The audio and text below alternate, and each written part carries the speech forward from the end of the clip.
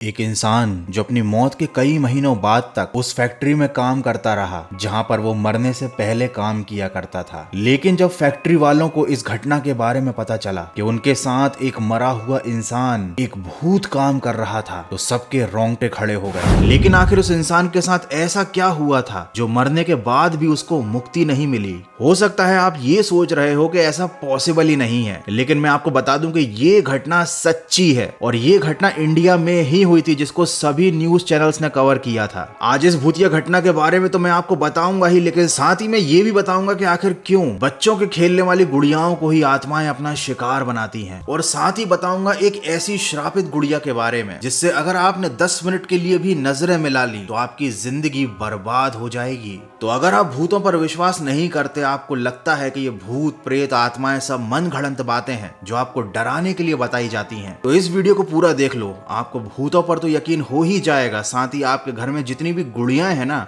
आप उन सबको बाहर निकाल कर फेंक दोगे। तो आई थिंक इतना इंट्रो काफी है, तो बिना किसी देरी के शुरू करते हैं आज का डरावना और फाड़ू वीडियो।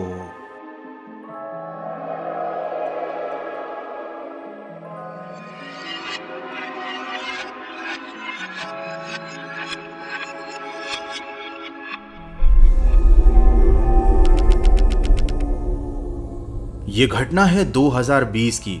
राजस्थान के भारतपुर नाम की जगह पर एक फैक्ट्री थी जिसमें विशाल काम करता था। ये घटना तो सच्ची है, लेकिन ये नाम विशाल ये सच्चा नहीं है। प्राइवेसी को मेंटेन करने के लिए मैंने घटना में सभी लोगों के नाम चेंज कर दिए हैं। तो ये जो विशाल था, ये काफी ईमानदार और काफी अच्छा बंदा था। ये शादीशुदा था, फैक्ट्री में काम करके परिवार का गुजारा होता था, सब कुछ बढ़िया चल रहा था। लेकिन एक दिन पूरे देश में कोरोना फैल गया और इसी दौरान विशाल को कोरोना हो गया और इस बीमारी की वजह से विशाल की मौत हो गई।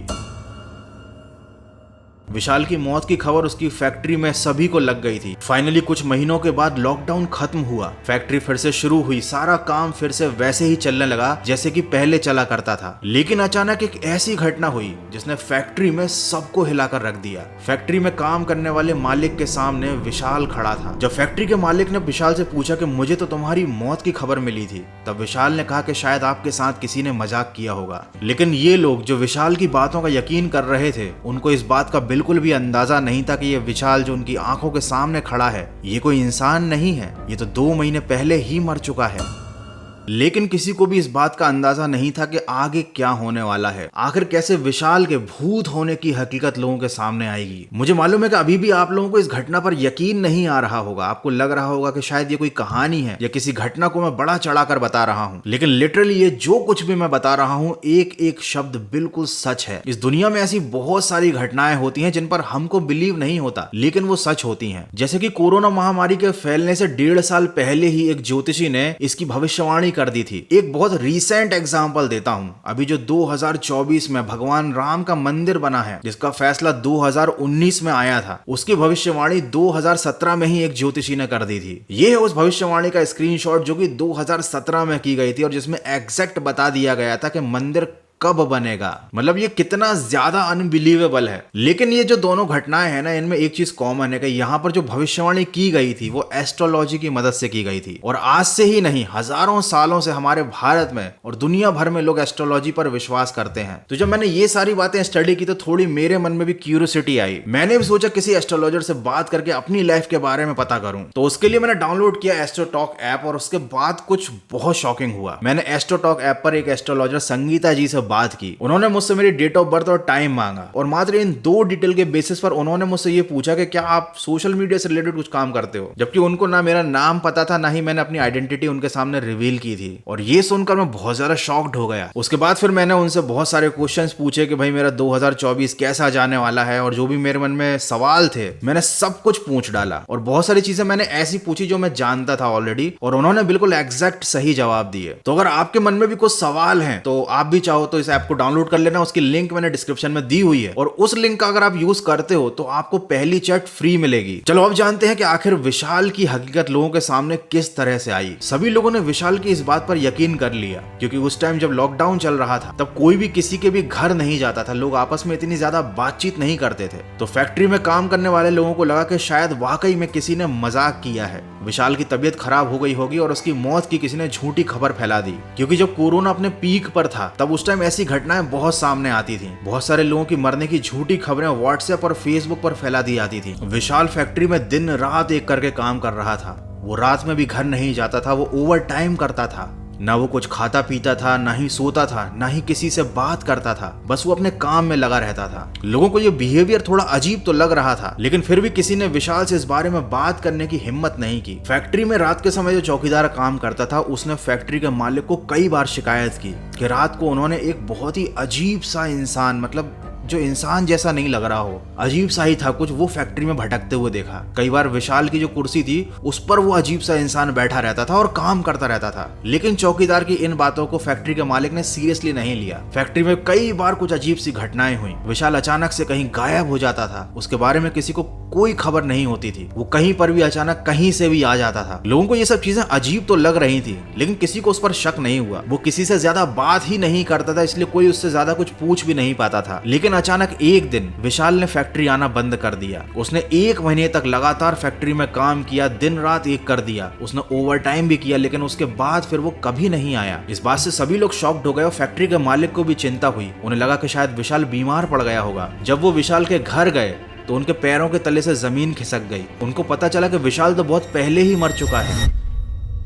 और जब विशाल की वाइफ को यह पता चला कि विशाल पिछले 1 महीने से लगातार फैक्ट्री आ रहा है, तो वो भी बहुत ज्यादा शॉक्ड हो गई। लेकिन आखिर ये सब हुआ क्यों, इसके पीछे वजह क्या थी? विशाल की वाइफ ने फैक्ट्री के ओनर को बताया कि जब विशाल चला गया तब उनकी आर्थिक स्थिति बहुत खराब हो गई थी। बच्चों की पढ़ाई के लिए पैसे नहीं थे, सारी सेविंग्स लॉकडाउन के दौरान खत्म हो गई थी, और जो बचा खुचा पैसा था वो विशाल के इलाज में लग गया था। तो एक रात को वो रोते रोते ऐसी बात कर रही थी कि अगर हमारे पास 50,000 रुपए होते तो शायद वो कुछ नया बिजनेस स्टार्ट कर पाती, वो बच्चों की फीस भर पाती। और शायद विशाल की आत्मा उस टाइम वहीं मौजूद थी जिसने ये बात सुन ली। जब विशाल की वाइफ ने फैक्ट्री के ओनर को ये पूरी बात बताई तो फैक्ट्री के ओनर ने अपनी जेब से एक लिफाफा निकाला जिसमें 50,000 रुपए थे। उन्होंने बताया कि विशाल ने पिछले 1 महीने में इतना काम किया है कि उसकी सैलरी के अलावा ये टोटल जो अमाउंट बन रहा है वो 50,000 ही है। क्योंकि वो बहुत दिन से काम पर नहीं आया तो मैंने सोचा कि ये अमाउंट मैं घर जाकर खुद दे आता हूँ। जब फैक्ट्री के ओनर ने वो पैसे विशाल की वाइफ के हाथ में थमाए तो विशाल की वाइफ के आंसू नहीं रुक रहे थे। वो समझ गई थी कि विशाल शायद आसपास ही है और शायद उसे हमारी ही तकलीफों की वजह से मुक्ति नहीं मिली थी। जब इस घटना के बारे में मीडिया को पता चला तो सभी रेपुटेटेड न्यूज हाउस ने अपने ऑनलाइन न्यूज आर्टिकल्स में और साथ ही साथ न्यूज़पेपर में इस खबर को पूरा कवर किया था। हालांकि उन्होंने भी विशाल की फैमिली के नाम को बदल दिया था प्राइवेसी को मेंटेन रखने के लिए। लेकिन लिटरली ये घटना इतनी शॉकिंग है कि इस पर वाकई में अभी भी यकीन नहीं होता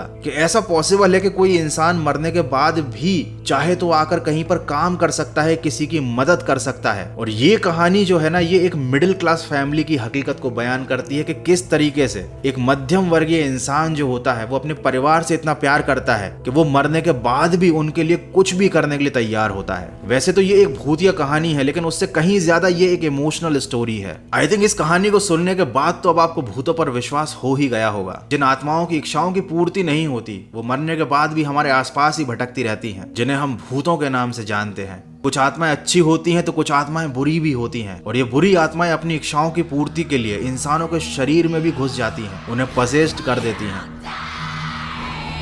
लेकिन कुछ आत्माएं ऐसी होती है जो इंसानी शरीर में नहीं घुस पाती, तो वो उसका सब्स्टिट्यूट ढूंढ लेती हैं, एक ऐसा शरीर जो इंसान का तो ना हो लेकिन इंसान जैसा दिखने वाला हो। और यही रीजन है कि बच्चे जिन गुड़ियाओं से खेलते हैं वो होती तो निर्जीव हैं लेकिन दिखती इंसानों जैसी हैं, और इसीलिए आत्माएं इन्हें बहुत आराम से हॉन्ट कर लेती हैं। उन गुड़ियाओं में आत्माएं अपना घर बना लेती हैं। और ये केवल मनगढ़ंत बात नहीं है, आपने एनाबेल डॉल के बारे में तो सुना ही होगा।